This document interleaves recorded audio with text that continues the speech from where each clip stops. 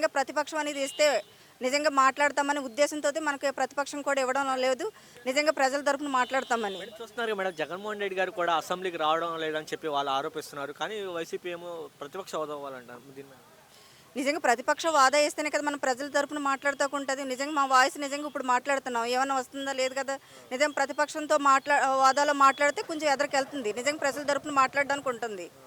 Madam ఈ medical college మీద రాబోయే రోజుల్లో కూడా ఇప్పుడు ప్రైవేట్ పీపీ ద్వారా ప్రైవేట్ పరం చేసేస్తామని చెప్పి చంద్రబాబు నాయుడు జీవో అవడం జరిగింది. దీని మీద నిజంగా దాని గురించి ఎంత దూరమైనా మేము నిరసనకి కార్యక్రమం చేపట్టడం జరిగింది. నిజంగా ఇప్పుడు ప్రైవేటీకరణం చేస్తే పేద విద్యార్థులు పాడైపోతారు. అలాగే ఇప్పుడు హాస్పిటల్కి వెళ్ళాలన్నా చాలా దారుణంగా తీసుకుంటారు ఫీజులు. నిజంగా ఎవరు ప్రజలు దీనికి ఎందుకంటే చాలా ఇబ్బందులు పడతారు నిజంగా ప్రైవేటీకరణ చేస్తే.